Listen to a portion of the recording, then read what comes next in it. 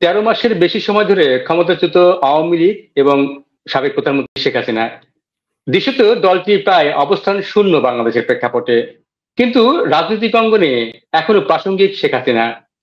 বর্তমানে রাজনৈতিক দলের নেতারা, এমনকি অন্তর্বর্তী সরকারের বিভিন্ন উপদেষ্টারা ঘুরিয়ে ফিরিয়ে শেখ হাসিনা এবং আওয়ামী লীগকে বিরোধী বক্তব্য দিয়ে জনপ্রিয়তা ধরে রাখার চেষ্টা করছেন।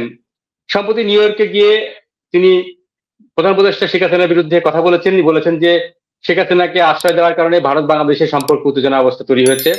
এবং নানা দল, বর্তমানে যে দলগুলো আছে তারা বলছেন এবং সরকারের বিভিন্ন উপদেষ্টা বলছেনই। তো কেন এখনো শেখ হাসিনা এবং আওয়ামী লীগ প্রাসঙ্গিক, এসব বিষয় নিয়ে আলোচনা করবো এবং আওয়ামী লীগের ভবিষ্যৎ রাজনীতি কি হতে পারে সেসব ধারণা করার চেষ্টা করবো। আমাদের সাথে যুক্তরাষ্ট্র থেকে যুক্ত আছেন প্রকৌশলী, গবেষক এবং রাজনৈতিক বিশ্লেষক জিয়া করিম ভাই। আপনাকে আদাব এবং শুভেচ্ছা জানাচ্ছি, আজকে আপনাদের সময় দিয়েছেন। আপনার গত ভিডিওটি দর্শক, প্রায় 2.5 লাখ দর্শক দেখেছেন এবং কয়েক হাজার মন্তব্য এসছে এবং সবাই আপনার এই মন্তব্যে বিভিন্ন প্রতিক্রিয়া দেখেছে, তার মধ্যে বেশিরভাগই পজিটিভ মন্তব্য এসছে। আপনাকে কৃতজ্ঞতা জানাচ্ছি আমাদের প্ল্যাটফর্মে বক্তব্য দেওয়ার জন্য। আপনাকে অসংখ্য ধন্যবাদ। আপনার দর্শক শ্রোতা যারা দেখেছেন এবং যে তাদের ফিডব্যাক এবং তাদের কমেন্টে অসংখ্য ধন্যবাদ। আমি আবেগ আপ্লুত। মানুষ দেখছেন, আশা রাখি আমার কথাগুলো অনুধাবন করার চেষ্টা করবেন যে আমি কি বলতে চাচ্ছি এবং কেন বলতে চাচ্ছি। আমি শুরুতে যেটা বলছিলাম যে আপনার 14 মাসে প্রায় হতে চললো এখন অন্তর্বর্তী সরকার গঠন হয়েছে। এই যে একদিন আগেই চলে গেল যে 28শে সেপ্টেম্বর। একটা সময় ছিল যে 28শে সেপ্টেম্বর শেখ হাসিনার জন্মদিনে সারা দেশে ঘটা করে উদযাপন করা হতো। প্রথম আলো, ডেইলি স্টার সহ বিভিন্ন পত্রিকা কোন পত্র বের করতো, বিশেষ সংখ্যা বের করতো। তবে এখন তো সেই সময়টা নেই, সেই প্রেক্ষাপট নাই, পুরো অবস্থা চেঞ্জ হয়ে গেছে। এখন তো অনুষ্ঠান করার সুযোগ তো দূরের কথা, কেউ ফেসবুকে স্ট্যাটাস দিতেও ভয় পায়। এই যে রাজনৈতিক পরিবর্তন হলো, এরপরে কি আসলে আর আওয়ামী লীগের বা শেখ হাসিনার পুনর্জাগরণের কোনো সম্ভাবনা দেখছেন কিনা? আর আগামী দিনে আওয়ামী লীগ বাংলাদেশের রাজনীতিতে কিভাবে ফিরতে পারে বা সার্বিক পরিস্থিতি আসলে আপনি কি মনে করছেন? আপনাকে অসংখ্য ধন্যবাদ। আপনার দর্শক শ্রোতাদের সবাইকে অসংখ্য ধন্যবাদ। আপনাদেরকে একটি জিনিস এখানে বাংলাদেশের জনগণ এবং পৃথিবীর জনগণ সবাইকে বোঝা উচিত। পৃথিবীতে 2টা দেশ আছে যাদের ডিক্লারেশন অফ ইন্ডিপেন্ডেন্স আছে, সেটা হচ্ছে বাংলাদেশ এবং আমেরিকা যুক্তরাষ্ট্র।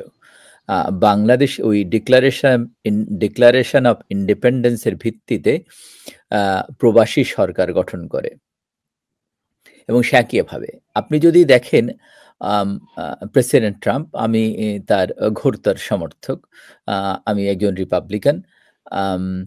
আপনি দেখবেন যে গত ইলেকশনে উনি 2020 সালে হেরে যান এবং তখনকার নিউজ মিডিয়া এবং পত্রিকা দেখবেন যে প্রেসিডেন্ট ট্রাম্পের এগেনস্টে সবসময় অকথ্য ভাষায় কথা বলেছে, বিভিন্ন ধরনের ব্যঙ্গ এবং বাইডেন সরকার বারবার বলেছেন। কিন্তু আমরা 24-এর নির্বাচনে কি দেখলাম? ট্রাম্পের বিপুল বিজয়, যেটা গত রিপাবলিকান এত ভোট কখনোই পায়নি।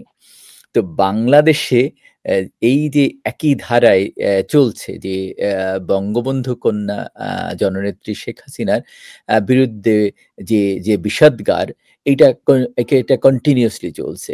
এতে সাধারণ মানুষ আসলে জিনিসগুলি দেখতে পাচ্ছে যে তারা কিরকম ছিল এবং কেমন ছিল, এখন কেমন আছে। আমি আরেকটা জিনিস এখানে বলে রাখা ভালো যে আমি কোনো ছবি বাণিজ্য করি না। আমি কখনোই আমি বঙ্গবন্ধু কন্যার সঙ্গে 81 সাল থেকে দেশে আসার, 81 সালে উনি যখন দেশে প্রত্যাবর্তন করলেন, তারপর থেকে আমার সঙ্গে আমার অনেকবার দেখা হয়েছে, কিন্তু আমি কখনো ছবি তোলা হয়নি। কিন্তু মানে দেখা এই 32 নম্বরে বিভিন্ন সময়ে দেখা হয়েছে। 1979 সালে, 89 সালে বিশেষ করে কয়েকবার দেখা হয়েছে। তারপরে 90-এর পরে দেখা হয়েছে, সংসদ ভবনে দেখা হয়েছে। কিন্তু আমি কখনো ছবি তুলে ছবি বাণিজ্য এটা আমি করিনি। ওনাকে জন্মদিনের অবশ্যই শুভেচ্ছা। কিন্তু ওই যে 2টা মিল যেটা আমি দেখাতে চাচ্ছিলাম যে এই দুইটা দেশের যে মিল, এবং দেখবেন যে সাধারণ মানুষের সঙ্গে যদি কথা বলেন তাহলে দেখবেন যে তারা বলবে আমরা আগে ভালো ছিলাম। আপনার দেশটা পুরো অশান্ত হয়ে গেছে। আপনি দেখেন যে এখন পাহাড়ে কি চলছে। আ আপনার কিছু মন্দির ভাঙা হয়েছে, আবার মসজিদের ভিতরেও মানুষকে হত্যা করা হয়েছে। এখন একটা দেশে বিভিন্ন ধর্মের মানুষ থাকবে। আমি কোনো পার্থক্য দেখি না ধর্মের। এই যে মানুষের যে বিভেদটা, এটা আমি ঠিক বুঝতে পারি না। আপনি কি আমাকে বলবেন যে এ এ এ একজন সে তার আল্লাহ বলেন, ভগবান বলেন, ঈশ্বর বলেন, একেকজন একেকভাবে অ্যা সে তার আম উপরওয়ালাকে ডাকে বা ডাকতে চেষ্টা করে। আমরা আ আমরা যারা ইসলাম ধর্মে বিশ্বাস করি সে একভাবে ডাকি। বা আপনি যদি রবীন্দ্রনাথের কথা চিন্তা করেন, উনি এক ঈশ্বরবাদে বিশ্বাস ছিলেন, উনি আরেকভাবে ডাকতেন, অথবা উনার কবিতাগুলি যদি পড়েন সেইভাবে।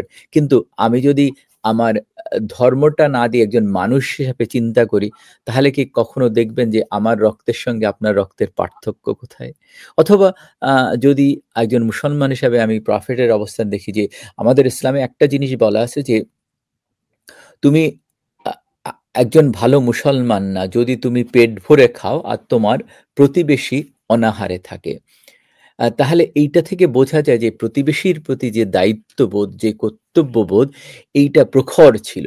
এখন আমি এইখানে একটু সূত্রটা একটু গেঁথে দেওয়ার চেষ্টা করি যে বঙ্গবন্ধু কন্যা যেটা করেছিলেন যে উনি আম সাধারণ যে মানুষ যাদের বাস্তুহারা মানুষ, যাদের ভিটা বাড়ি নেই, তাদের জন্য বাসস্থানের ব্যবস্থা করেছিলেন। উনি কিন্তু দেখেননি যে তারা আ আওয়ামী লীগ করে না, তারা বিএনপি করে না, তারা জামাত করে না, তারা আ আ তারা হিন্দু না, তারা মুসলমান না, তারা বৌদ্ধ না, খ্রিস্টান। তারা ওই দেশের অধিবাসী এবং ওই দেশের মানুষ। সেজন্যই করেছিলেন। একটা দেশকে উন্নয়নের জন্য সমষ্টিগতভাবে সবাইকে নিয়ে কাজ করলেই দেশটা উন্নয়নের দিকে নিয়ে যাওয়া যায়, এবং সেটাই উনি করেছেন। সেই দিক থেকে হলে তাহলে এই অপরাধে উনার বিচার করা উচিত যে উনি কেন বাসস্থানের ব্যবস্থা করলেন যাদের বাসস্থানের ব্যবস্থা ছিল না, অথবা আ যাদের আ যেমন উনি যেটা করেছেন যে বৃদ্ধকালীন ভাতা, অথবা দুস্থদের ভাতা, মাতৃকালীন ভাতা, তারপরে আপনার প্রতিবন্ধী ভাতা, এইগুলির জন্য উনার বিচার হওয়া উচিত। কারণ উনি তো মানুষের ভালো করেছিলেন। আ বাঙালিরা ভালো বুঝে না বা ভালো চায় না। তাহলে এইগুলি চিন্তা করলে ওনার এইগুলির অপরাধ, এটা ওনার অপরাধ যে উনি মানুষের জন্য কাজ করেছেন। দেশকে নিম্ন আয়ের দেশ থেকে মধ্যম আয়ের দেশে নিয়ে গেছেন। এজন্য উনার বিচার হওয়া উচিত। আপনি তো ঠিকই বলছেন যে উন্নয়নের কথা বলেই বিচার হওয়া উচিত। কিন্তু তারপরে তো ধরেন আ যদি মানে আওয়ামী লীগ সরকারের বিরুদ্ধে তো সাধারণ মানুষের ক্ষোভ ছিলই। কারণ বেশ কয়েকটি নির্বাচন নিয়ে বিতর্ক হয়েছে এবং ছাত্র জনতার যে আন্দোলন হলো, গোটা আন্দোলনকে কেন্দ্র করে, কিন্তু সেই বিষয়টা কিন্তু সে সময় সরকার বল প্রয়োগ করেছে। এর মধ্যে নানান রকম মেটিকুলাস ডিজাইন থাকতে পারে। এটা তো অস্বীকার করার সুযোগ থাকবে না। আমরা দেখলাম যে সাম্প্রতিক সময়ে একটি পত্রিকা, যার নাম হচ্ছে মানববন্ধন, তারা সংবাদ প্রকাশ করেছে যে যেখানে বলা হয়েছে যে কোনো প্রস্তাবেই সায় দিচ্ছেন না সাবেক প্রধানমন্ত্রী শেখ হাসিনা। সেই প্রস্তাবগুলো দুটো তাকে প্রস্তাব দেওয়া হয়েছে। একটি প্রস্তাবে দেওয়া হয়েছে তাকে তাকে সভাপতি পদ ছেড়ে দিতে বলা হয়েছে এবং অন্য কাউকে দায়িত্ব দেওয়ার কথা বলা হচ্ছে। কিন্তু আসলে সেই গণমাধ্যমে সেই ধরনের সূত্র বা বিশেষ কিছু বলা হয়নি। কিন্তু বর্তমান প্রেক্ষাপটে ধরেন আওয়ামী লীগ তো বাংলাদেশের কার্যক্রম নিষিদ্ধ এবং কেউ মিছিল করলে গ্রেপ্তার হচ্ছে, জয় বাংলা বলা অপরাধে গ্রেপ্তার হচ্ছে। এই প্রেক্ষাপটে যদি আওয়ামী লীগ, শেখ হাসিনা ছাড়া আওয়ামী লীগ কি কল্পনা করতে পারেন কিনা, আর শেখ হাসিনা ছাড়া যদি আওয়ামী লীগ পুনর্গঠিত হয়, সেই আওয়ামী লীগের কোনো অস্তিত্ব থাকবে কিনা, এই বিষয়ে আপনার মন্তব্য বা বিশ্লেষণ শুনতে চাইবো। আপনি দেখেছেন স্বাধীনতা উত্তরে বাংলাদেশে বিভিন্ন সময়ে ৮১ পরেও বঙ্গবন্ধু কন্যাকে বাদ দিয়ে আওয়ামী লীগ বাকশাল গঠন হয়েছিল। তার কোনো অস্তিত্ব থাকেনি। এর বাইরেও মিজান চৌধুরীর আওয়ামী লীগ ছিল, সেটার অস্তিত্ব। আমি মনে করি না বঙ্গবন্ধু কন্যাকে বাদ দিয়ে বাংলাদেশ আওয়ামী লীগ ঘুরে দাঁড়াতে পারবে। এটা আমি কখনোই মনে করি না, এবং যদি দাঁড়ায় সেটা বঙ্গবন্ধু কন্যার নেতৃত্বেই দাঁড়াবে। এবং উনার অবদান অপরিসীম। মানুষের কাজের ফাঁকে ভুল থাকতেই পারে। কিন্তু এই অপরাধে উনি পদ্মা সেতু করেছেন, সেই অপরাধে উনার বিচার হতে পারে। উনার বিচার হতে পারে কেন কর্ণফুলী টানেল আ করলেন। কারণ বাংলাদেশের মানুষ এগুলো ডিজার্ভ করে না। উনি যোগাযোগ ব্যবস্থার অভূতপূর্ব উন্নয়ন করেছেন। সেজন্য মানে পাতাল সেতু থেকে শুরু করে ঢাকা শহরে যা যানজট যাতে কম হয় সেজন্য উনি মেট্রো রেলের ব্যবস্থা করেছেন। উনি কর্ণফুলী টানেল করেছেন। এজন্য উনার বিচার হওয়া উচিত। কারণ এইগুলি মানুষের জন্য করেছেন। এটা অপরাধে উনি অপরাধী ডেফিনিটলি। সেজন্য উনার বিচার হওয়া উচিত। এইগুলি হচ্ছে অপরাধ। আবার উনি মানুষের আ বাস আ আপ আবার দেখেন প্রতিটা ঘরে, ঘরে বিদ্যুৎ দেওয়ার জন্য উনি বিদ্যুতের ব্যবস্থা করেছেন। একটা দেশের উন্নয়নের জন্য যে জিনিসটা ১ম দরকার সেটা হচ্ছে বিদ্যুৎ। ইন্ডাস্ট্রিয়ালাইজ যে সমস্ত দেশ গেছে তাদের আগে বিদ্যুতের ব্যবস্থা না করলে তো আপনি ইন্ডাস্ট্রি করতে পারবেন না। উনি সেদিকে দিছেন। সুতরাং সেই অপরাধে উনি অপরাধী। কারণ মানুষের ভাগ্য উন্নয়নের জন্য যে কাজগুলি করেছেন। তাহলে সেইগুলি যদি বিচার করেন সেগুলি অবশ্যই উনি অপরাধী তার মানে। এবং সেই অপরাধে উনার বিচার করবে। কিন্তু জনগণ দেখেন কি বলে সেইটা হচ্ছে কথা। এই সরকার বলছে উনি অপরাধী। এইগুলি করার জন্য মানুষের ভাগ্য উন্নয়নের জন্য যে কাজগুলি করেছেন, আ রূপপুর রূপপুর আপনার পারমাণবিক বিদ্যুৎ করেছেন, পায়রাতে আ কোল প্ল্যান্ট করেছেন, মাতারবাড়িতে করেছেন। অভূতপূর্ব উন্নয়ন হয়েছে বাংলাদেশের। এই অভূতপূর্ব উন্নয়নের জন্য উনি দায়ী। যে মানুষের প্রতিহিংসার যেটা সেটার জন্য ইনি দায়ী, যার জন্য উনার বিচার করতে চায় তারা। কিন্তু একদম জনগণ এই বিচার মানবে না এবং জনগণ বঙ্গবন্ধু কন্যার নেতৃত্বেই একদিন ঘুরে দাঁড়াবে। আর যারা বলছে তারা তো এখন অবৈধ। আপনি যদি দেখেন সাংবিধানিকভাবে, শুধু আমি বলছি না, আপনি ব্যারিস্টার তানিয়া আমির বলছেন, রুমিন ফারহানা বলছেন, ইভেন স্বয়ং আলী রিয়াজ উনিও বলেছেন আমরা তো সবাই অবৈধভাবে এসছি। বাংলাদেশের সংবিধানকে যদি মানেন তাহলে তো এই সরকারের বৈধতা নেই।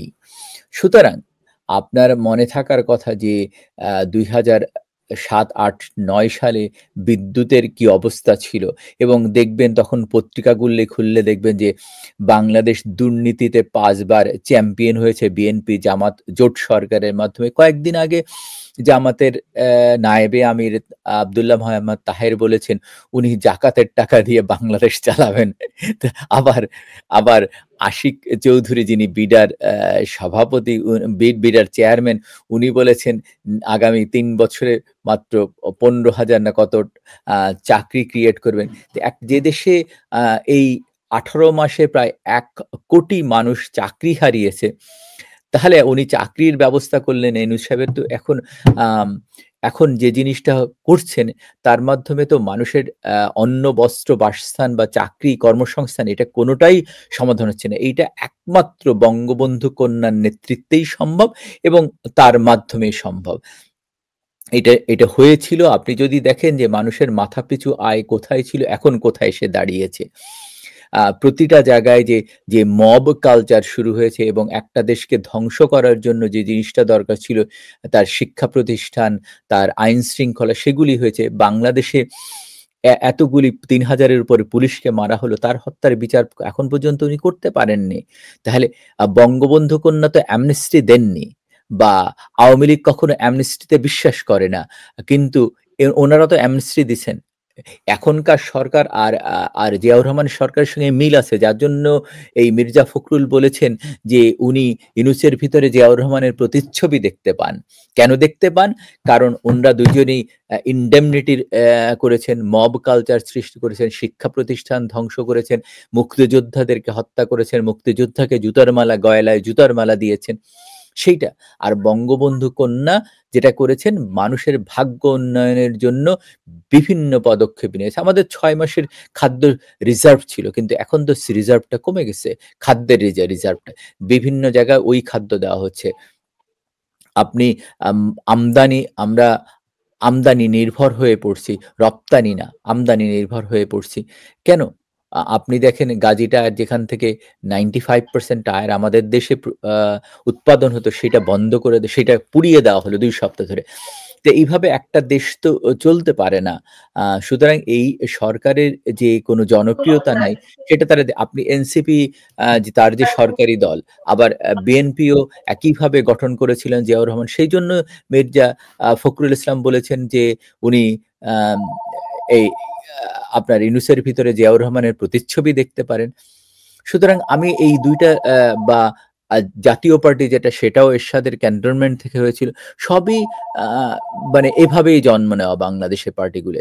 হ্যাঁ, জামাতে ইসলামী তারা অন্যভাবে হয়েছে, সেটাও ভিন্ন জিনিস। সুতরাং কিন্তু জামাত ইসলামী তো ৭১ সালে যখন পাকিস্তানি হানাদার বাহিনী যখন সারেন্ডার করে, তখন যে চুক্তি তার সহযোগী সংগঠন হিসেবে তারাও চুক্তিবদ্ধ ছিল যে তারা এই অপরাধের সঙ্গে অপরাধী এবং তাদের বিচার হতে পারে।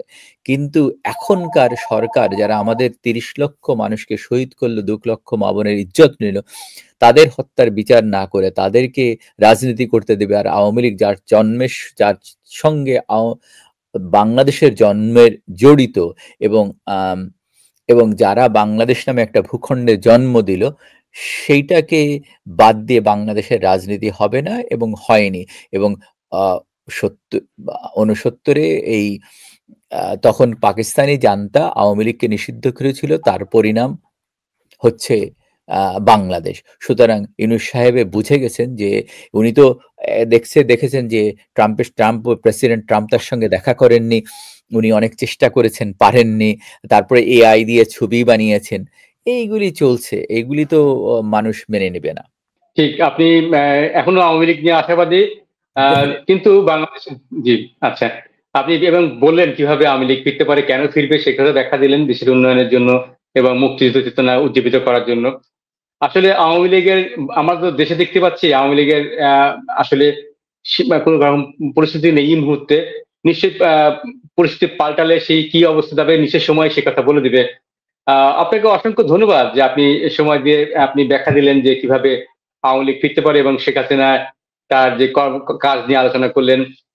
প্রিয় দর্শক, জিয়া করিম ভাইয়ের আজকের এই মূল্যায়ন, বিশেষ করে আওয়ামী লীগ এবং শেখ হাসিনা নিয়ে যে উনি বললেন যে উনি কিন্তু বিচারের কথা বললেন যে মেটেরিয়াল করা হয়েছে সেজন্য বিচার হওয়া দরকার, কিংবা কর্ণফুলী ক্যানেল কিংবা পদ্মা সেতুর জন্য। আপনি কি তাই মনে করেন? জানান আপনার মতামত। আর ভিডিওটি শেয়ার করুন, লাইক দিন এবং সম্ভব হলে আমাদের চ্যানেলটি সাবস্ক্রাইব করুন। আর এতক্ষণ আমাদের সঙ্গে থাকার জন্য ধন্যবাদ।